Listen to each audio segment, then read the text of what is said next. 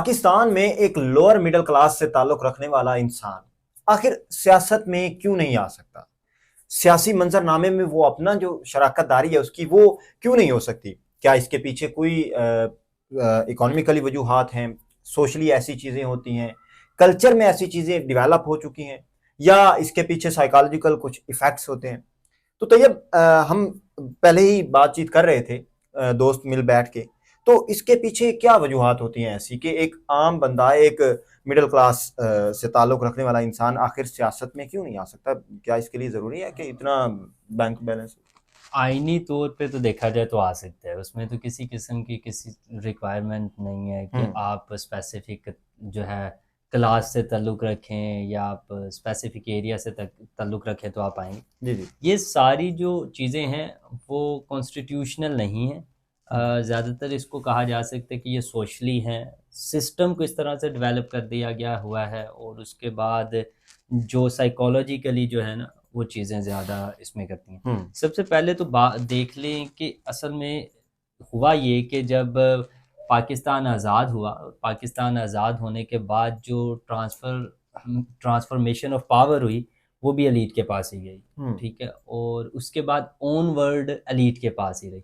उसकी एक रीज़न हमें ये भी मिलती है कि अरिस्टोटल और प्लेटो का एक कॉन्सेप्ट है हिरार्कल नेचुरल हिरार्की का। हम्म। ठीक है, वो कहते हैं कि एक सोसाइटी में जो है ना वो नेचुरल हिरार्की होती है। ठीक है, उसकी इंसान के वजह अंदर से भी होती है उसकी शायद। उसके अंदर उसकी वजह से जो जो लोअर मिडिल क्लास लोग होते हैं या लोअर क्लास के लोग हैं उनके पास जो नॉलेज होता है, ठीक है, वो भी कम होता है, रिसोर्सेज कम होते हैं। जब उनके पास रिसोर्सेज कम होंगे तो वो एक्सेस जो है पावर के लिए कम कर हम्म। सकेंगे। ठीक है, अब जो एलीट क्लास होते हैं उनके पास रिसोर्सेज भी काफ़ी होते हैं, नॉलेज भी काफ़ी होता है, तो वो फिर उस चीज़ को यूटिलाइज करते हुए पावर को इजीली एक्सेस कर लेते हैं। हम्म। एक तो ये वजह आ गई। ठीक है, दूसरी पाकिस्तान में जो सबसे बड़ी वजह मुझे लगती है वो ये लगती है कि जो लोअर मिडिल क्लास या मिडिल क्लास या लोअर क्लास के लोग होते हैं ना उनमें एक डर पाया जाता है पॉलिटिक्स को लेकर। हम्म। ठीक है, पाकिस्तान में अनफॉर्चुनेटली पॉलिटिक्स का मतलब तो कोई समझ नहीं सका, ना एलीट समझ सके हैं, ना मिडिल क्लास समझ सके हैं, ना लोअर क्लास। तो जो एलीट हैं वो इसको समझते हैं रूल, हम्म। कि हमने आना है, यूजेज ऑफ पावर है, बस। जबकि पॉलिटिक्स एक रिस्पॉन्सिबिलिटी होती है, वो इस हम्म। कॉन्सेप्ट को नहीं समझते। वो समझते हैं हमने रूल करना। जो मिडिल क्लास वाले और लोअर लोअर क्लास वाले लोग हैं वो क्या करते हैं, वो पॉलिटिक्स से डरते हैं। डरते इस वजह से हैं क्योंकि उनके नज़दीक उनकी जो प्रायोरिटीज़ होती हैं वो हम्म। सर्वाइवल ऑफ द फिटेस्ट के तौर पे चल रहे होते हैं। वो सर्वाइव कर रहे हैं इस वक्त यार। उनको ज़रूरत है कि वो अपनी लाइफ को मेंटेन कर सके थोड़ा सा ना। होप्स का भी एक कॉन्सेप्ट है कि इंसान जो है वो अपनी जो रैंक होता है, स्ट्रेंथ होती है, उसको मेंटेन करने की कोशिश करता है। ठीक है, हम्म। वो मेन एलीट क्लास उस पावर को मेंटेन करते हैं, मिडिल क्लास वाले उस अपने जो उनका इकोनॉमिकली बेंचमार्क होता है ना उसको हम्म। मेंटेन करने की कोशिश अच्छा। करते हैं कि यार हमें किसी तरह दो वक्त की रोटी जो है वो अच्छे तरीके से हम्म। गुजर रही हो। ये चीज़ होती है। और डरते किस वजह से पॉलिटिक्स से, वो एक रीज़न है। वो ये रीज़न है कि पॉलिटिक्स में ना अक्सर हमने देखा है कि जो रीजन है ना पॉलिटिक्स का, वो जब भी देखेंगे उसमें लड़ाई झगड़े या कॉन्ट्राडिक्शंस या कन्फ्लिक्ट्स होते हैं। ठीक है, पॉलिटिक्स से कन्फ्लिक्ट्स जो क्रिएट होते हैं ना, तो जो मिडिल क्लास वाले लोग होते हैं ना वो ज़्यादा कन्फ्लिक्ट्स की तरफ जाना नहीं चाह रहे होते। ठीक है, इस वजह से वो पॉलिटिक्स से डरते भी हैं। ये भी एक अच्छा अच्छा। Psychological issue. मेरे पास ना यहाँ एक चीज़ ज़हन में आती है कि हमारे जो लोअर क्लास वाले लोग होते हैं, मिडिल क्लास वाले, वो जब कोई सियासत में आना चाहता है तो शायद मुझे ऐसा लगता है कि वो क्यों आने की ख्वाहिश रखता है। जब उसके चार बंदे सोशली उसके साथ होंगे, उसको जानने पहचानने लग जाएंगे, तो वो समझेगा कि मैं सियासत में जा सकता हूँ। हालांकि क्या सियासत में यही कंसेप्ट है कि आपके जो है वो कांटेक्ट में, आपके जानने पहचानने में 2000-3000 बंदा हो, तो आपको मतलब ऐसे होता है कि लगता है कि मैं यार सियासत में जा सकता हूँ। इवन काउंसलर की ही जो है नशिस्त पे मैं उठ जाऊँ, इलेक्शन लड़ूँ, जो मेंबर्स होते हैं, उसके अलावा वहाँ पे हमारे विलेज सिस्टम में। तो क्या यही कंसेप्ट पाया जाता है? ये और ये कंसेप्ट कहाँ से डेवलप होता है कि हम समझने लग जाएं कि इवन सियासत तो खिदमत है, हमें पता है कि एक पूरी जिम्मेदारी है, हमें पता नहीं है ना, यही तो मसला है कि आप ये बात कर रहे हैं ना 2-3 हज़ार, क्योंकि हमारा स्ट्रक्चर वो है ना, हमारा पॉलिटिकल सिस्टम देखें, डेमोक्रेसी का मतलब ही ये चीज होता है। जमहूर, जमहूर का क्या मतलब है कि ज्यादा लोगों की राय, ठीक है, वो जिस तरफ जाएगी उस चीज को माना जाएगा। तो आपको एक डेमोक्रेटिक स्टेट के अंदर ओबियसली आपको लिंक्स की जरूरत है, आपको एक जमहूर की जरूरत है कि ये लोग हमारे साथ चलेंगे, ठीक है, लोगों की जरूरत है। इस वजह से ये डेवलप हुआ है, ये सिस्टम ने यहाँ डेवलप पर किया, इकोनॉमी कहाँ पे जो है हमें हम यार उस पे इकोनॉमिकली समझ लेते हैं। इकोनॉमिकली जो है वो पाकिस्तान का स्ट्रक्चर इस तरह से बना है ना, इकोनॉमिकली हम चीज़ों को ना वेरी करते हैं। लाइक अक्सर हम बात करते हैं, मैं दोस्त से भी बात कर रहा था, वो कह रहा था कि इनकम की बड़ी ज़्यादा ज़रूरत होती है, अगर आप इकोनॉमिकली स्ट्रांग नहीं है तो पॉलिटिक्स में सर्वाइव नहीं कर सकते आपको जो है। मैंने कहा किस तरह सर्वाइव नहीं कर सकते, तो उसका कॉन्सेप्ट था कि देखो इलेक्शंस आते हैं तो आपको इतने ज़्यादा एडवर्टीजमेंट करनी पड़ती है, ठीक है, आपको इश्तिहारात लगाने पड़ते हैं, ये सब कुछ करना पड़ता है। तो मैंने कहा बहुत से लोग इतने ज्यादा पैसे लगाने के बावजूद हार जाते हैं, ठीक है। तो आप इन अ वे एक तरह से ये तो इन्वेस्टमेंट होगी ना, ये सोच रहे हैं, या आप इकोनॉमिकली स्ट्रांग होने का पॉलिटिक्स में मतलब ले रहे हैं कि आप इलेक्शन के जो ड्यूरेशन है ना उसके दरमियान जो उसके बारे में ही सोच रहे हैं कि उसमें इकोनॉमिकली किस तरह से जरूरत पड़ती है पैसों की। नहीं, इकोनॉमिकली स्ट्रांग होने से ये मुराद है कि आपके पास रिसोर्सेज कितने हैं। जितने रिसोर्सेज हैं उसका मतलब है कि उतने लोग आपके साथ अटैच्ड हैं। जितने लोग आपके साथ अटैच्ड होंगे आप उतना ही आपको फायदा होगा। लाइक आप देखेंगे पंजाब की बात करें या आप सिंध की भी बात कर लें, तो पंजाब में एक कल्चर पाया जाता है चौधराहट का, ठीक है, एक इलाके का इंसान नवाब होता है या दाराना जो है वो उसको देख लिया जाए निज़ाम को, तो उसमें क्या होता है कि एक इंसान के पास रिसोर्सेज ज्यादा है, उसके पास जो है वो काफी जमीन है, जमीन पे जो काम करने वाले लोग हैं वो उसके ताबे, अपने ताबे समझ लेता है उनको, ठीक है, क्योंकि कल्चर ऐसा डेवलप हुआ है ना। अनफॉर्चुनेटली हम इंसानी जो सोच है उसको तो समझ नहीं सके, या इंसानी फितरत को तो समझ नहीं सके, या अल्लाह की दी हुई जिंदगी को तो समझ नहीं सके। खैर मेरे पास अगर लेट्स सपोज 1000 एकड़ जमीन है और उस पर 1000 बंदा काम कर रहा है, तो वो 1000 बंदा जब काम करता है, काम करके आके मेरे से अपनी तनख्वाह लेता है, तो वो तनख्वाह उनकी जो है मेहनत, हाँ कमाई है उनकी, ठीक है, उनकी मेहनत का जो है उनको है, वो मैं अपने पास से नहीं दे रहा, उन्होंने मेरी जमीन पे, यानी ये एक कॉन्ट्रैक्ट के थ्रू काम चलते हैं सारे, ठीक है। वो कॉन्ट्रैक्ट वाला सीन हम माइंड में नहीं रखते, हम ये कहते हैं कि मैं अगर इसे पैसे दे रहा हूँ तो मैं कोई एहसान कर रहा हूँ, हालांकि उसकी मेहनत है। तो ये एक कल्चरल डेवलपमेंट हुई है, मिस जो किसको कहते हैं इंतहाई गलत एक जो है वो कॉन्सेप्ट इसको क्रिएट किया गया हुआ है। तो इस वजह से भी रिसोर्सेज क्रिएट करते हैं लोग जिसके पास इकोनॉमिकली स्ट्रांग होते हैं, वो रिसोर्सेज को यूटिलाइज क्या कौन से करते हैं, मिडिल क्लास के लोग, लोअर क्लास के लोग, तो उनको फिर वो रूल कर रहे होते हैं। उनका जो रूल करना है ना वो गलत है। इसमें एक चीज को जरूर जहन में रखना है कि हम इस दुनिया में आए हैं ना, अगर किसी के पास बहुत ज्यादा इनकम है, इकोनॉमिकली स्ट्रांग है, और एक इंसान नहीं है, ठीक है, वो दोनों एक स्टेट में बराबर होते हैं, ठीक है, यहीं से मतलब वो इक्वल होते हैं, वो अल्लाह के नज़दीक भी इक्वल हैं, वो एक स्टेट में भी इक्वल होंगे, वो कॉन्स्टिट्यूशनल तौर पे भी इक्वल होते हैं, ठीक है। लेकिन वहां पे आपको स्ट्रांग बना देती है। नहीं होता क्या है, वही मैं बात करने लगा हूँ कि जो इकोनॉमिकली स्ट्रांग होते हैं ना उनको ये याद रखना चाहिए उनके पास जो इनकम है वो भी उसके आंसरेबल है, ठीक है, और वो रिस्पॉन्सिबिलिटी है उनकी कि वो किस तरह से यूज करते हैं। बड़े लोग तो हराम कमा के भी इकोनॉमिकली स्ट्रांग हो जाते हैं, ठीक है। तो ये एक डेवलपमेंट हो चुकी है ना जिसमें हम मॉरलिटी को भूल चुके हैं, जिसमें हम कॉन्स्टिट्यूशन को भूल चुके हैं, जिसमें हम नेचर ऑफ लॉ को भूल चुके हैं, कोई चीज नहीं रही। तो इस वजह से ये चीजें मसला करती हैं। अच्छा तैयब, मेरा ना खुद का एक्सपीरियंस है कि ऐसे लोग हैं जिनको मैंने एमपीए भी बनते देखा है, एमएनए भी बनते देखा है, और बताया जाता है, इवन मुझे उनके बारे में मालूम है कि उन्होंने सियासत को क्यों ज्वाइन किया था, खिदमत के लिए नहीं, उनके पास कोई और ऑप्शन नहीं था। पावर गेन करने के लिए उनके वालिद वालिदैन ने उनको किसी सियासी के साथ लिंक करवाया। लिंक किस वजह से करवाया कि इधर फ्री होता है, उधर जाएगा, कभी कोई चीज़ लेनी देनी होती है। वो जब जाते हैं, कहीं भी कोई सियासी जाता है साथ जाता, और कैंपेन में उसका हिस्सा होता। एट द एंड एक दिन ऐसा आया जिसमें जब वो बंदा खुद उसी के अगेंस्ट इलेक्शन लड़ रहा था। अब उसका उसने मतलब उसको इतना दौर गुजर चुका है, इतना टाइम गुजर चुका है, कभी नहीं ऐसा फील हुआ कि वो खिदमत की घर से आया।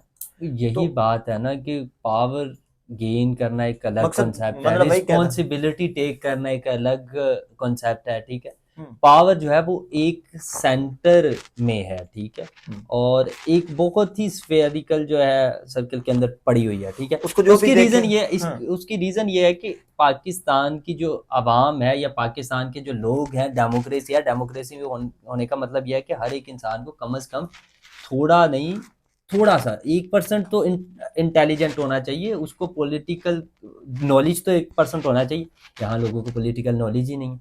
यहाँ लोग वोट देते हैं, पर्सनालिटी बेस पे वोट देते हैं। आप सबसे बड़ी एग्जांपल देख लें, आप इमरान खान को शख्सियाती वोट मिलते हैं। यहाँ कोई भी किसी भी पार्टी का मैनिफेस्टो देखता नहीं है, ठीक है, उसकी जो है आइडियोलॉजी को समझता नहीं है, और आइडियोलॉजी किसी की है ही नहीं है है ही इसमें नहीं। पॉलिटिक्स में। तो ये सिंपल और सिंपल वही है कि यहाँ एक स्ट्रक्चर बन चुका है। स्ट्रक्चर में ये चीज़ क्लियर कर चुकी है कि जो अलीट हैं वो रूल करने के लिए आए हैं, जो लॉयर हैं उनका काम सिर्फ ओबीडियंसी के साथ रहना है और स्ट्रगल उनको करते रहना, सरवाइव करते रहना है अपनी स्ट्रगल। ज़िंदगी में, ठीक है।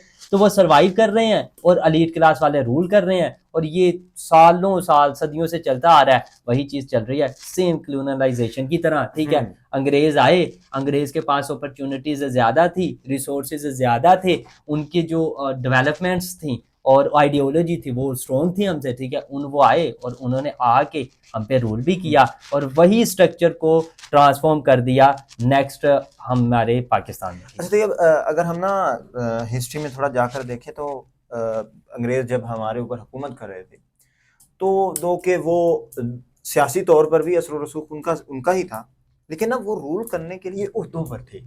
उहदे कैसे उहदे, कोई जॉइंट चीफ ऑफ स्टाफ था, इस तरह से करके कोई आर्मी का स्टाफ था, हेड था, इस तरह से कर। ब्यूरोक्रेसी उन्हों से ही डेवलप है ना। अच्छा, ये हर एक चीज का अब होता है, हमारे जो एलीट है ना वो खुद क्यों नहीं डीपीओ डीएसपी जाते, इस साइड पे जाते, मतलब जाते हैं, क्यों नहीं जाते। ऐसे आप उहदों पे। देखें जितने नहीं नहीं। एलीट क्लास के बच्चे हैं वो एट द एंड उनको पूछे तो सीएसएस करना होता है, ठीक है, या उनका पावर गेन ही होता है। मैं कितने इस लोग वक्त रूलिंग क्लास की बात कर रहा हूँ, जो हमारे ऊपर रूलिंग क्लास इस की ही वक्त बात कर हुक्मरानी रहा कर रहे हैं। हूँ, वही बात कर रहा हूँ, वो हुक्मरानी जो कर रहे हैं उनमें से आपको कितने लोअर क्लास से लोग गए मिलेंगे। अगर कोई गया होगा वो भी एक कोई अपनी आइडियोलॉजी लेके नहीं गया होगा, वो ओबीडियंसी लेके गया होगा। पाकिस्तान में ये भी एक कल्चर है ना कि जितना कोई इंसान ओबीडियंट है उसको उतनी ज्यादा पावर दी जाती है। क्यों? क्योंकि पावर किसी और ने अपने हाथ में रखनी होती है, उसको सामने लाना होता है। तो वो कोई इंसान ओबीडियंट होगा तो वो पावर अपने हाथ में रखेगा ना। उसकी सबसे बड़ी एग्जांपल हमारे पीएम साहिब है। इस वक्त वो कहां से उठ के कहां गए चले हैं, उसकी रीजन क्या है? उनकी ओबीडियंसी बड़ी ज्यादा है। वो ओबीडियंसी वाला जो कॉन्सेप्ट है, वो जो साइकोलॉजी बन चुकी है हमारी, उसके थ्रू भी कई मिडिल क्लास या लोअर क्लास से लोग ऊपर चले जाते हैं। इसका ये मतलब नहीं होता कि वो अपनी आइडियोलॉजी के लिए लेके जाते हैं, वो अपनी आइडियोलॉजी को सेक्रीफाइस करके जाते हैं आगे। अच्छा, चले पॉइंट्स जो हैं हमारे काफी क्लियर हुए हैं। क्लियर सिंपल इसमें ये है कि तो आपको अगर पाकिस्तान की सियासत में आना है, देखें पाकिस्तान में ना आइडियोलॉजिकल कोई चीज़ें नहीं है, ठीक है। लोगों को पॉलिटिकल नॉलेज ज़ीरो है, ठीक है।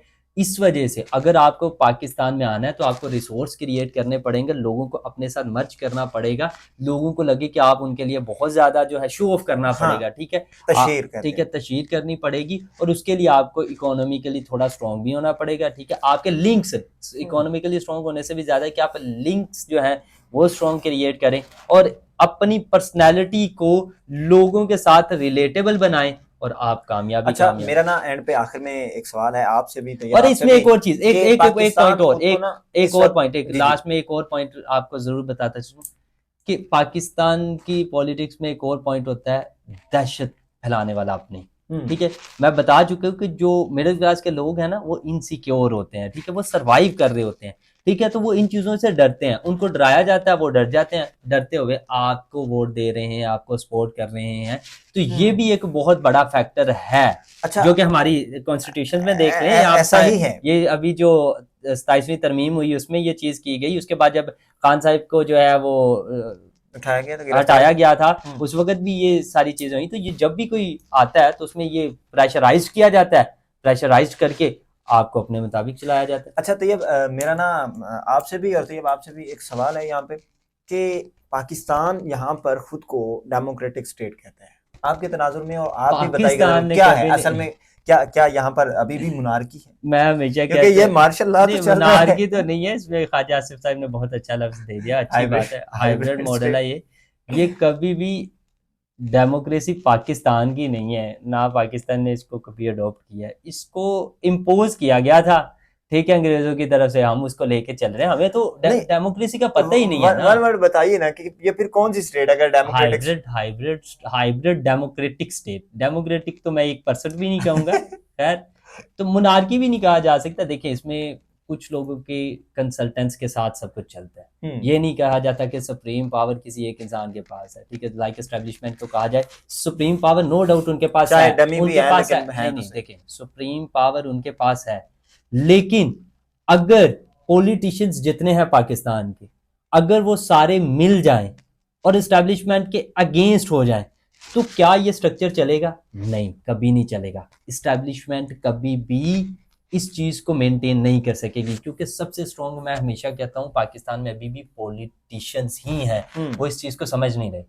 अवाम की अभी भी जो ताकत है वो सबसे ज्यादा होती है, कोई भी स्टेट है ना, कोई भी, चाहे वो उसमें मोनार्की है, किंगशिप है, ठीक है, कैपिटलिस्ट है कुछ भी। वो सोशलिस्ट स्टेट है, कोई भी जगह है, वहां एक लिमिट तक जो है वो पावर जो है रूलर्स के पास होती है, उसके बाद जो मेन पावर है वो हमेशा पब्लिक के पास रहती है। जब भी पब्लिक कभी निकल आए तो फिर कोई ताकत उनको रोक नहीं सकती होती। तो ये बात कहना कि उनके पास सारी पावर है, ऐसा नहीं है, ये कंसल्टेंसीज के साथ चलते हैं, एक दूसरे के इंटरेस्ट को जो है वो सिक्योर करके चल रहे होते हैं। ये इसमें ना तो आवाम का कोई किरदार होता है, ना लेनी ना देनी, इसमें ये चीज होती है कि जो एलीट क्लास है वो अपने इंटरेस्ट को फाइनलाइज करते हैं, ये हमारे इंटरेस्ट हैं, वो आपस में देखते हैं कि ये इंसान हमारे काम आ सकता है, ये हमारे अगेंस्ट आ सकता है, अगेंस्ट जाने वालों को एक साइडलाइन कर देते हैं, जो इंटरेस्ट के सपोर्टर्स लोग होते हैं उनको जो है वो लेकर वो कंप्लीट एक स्ट्रक्चर के थ्रू एक दायरे के गिर्द घूमते रहते हैं, आवाम को एक बताते रहते हैं आपके लिए बहुत कर रहे हैं, आपके लिए बहुत कर रहे हैं, आपके लिए बहुत कर रहे हैं, आवाम साइड पे, आवाम वही देखती है जो दिखाया सोशल कॉन्ट्रैक्ट थ्योरी का कॉन्सेप्ट नहीं समझ आएगा, आवाम को डेमोक्रेसी का नहीं समझ पता, तो कॉन्ट्रैक्ट थ्योरी का कहाँ से चलें आइडिया होगा। इंशाल्लाह जो है आज बहुत सारी चीज़ें क्लियर हुई आपको और मुझे भी कि आखिर एक लोअर मिडिल क्लास या मिडिल क्लास से ताल्लुक़ रखने वाला इंसान सियासत में कैसे आ सकता है, उसके पास किन गैजेट्स का होना ज़रूरी उनके है। पास एक गैजेट का होना जरूरी है। तो चलें इंशाल्लाह मिलते हैं अगले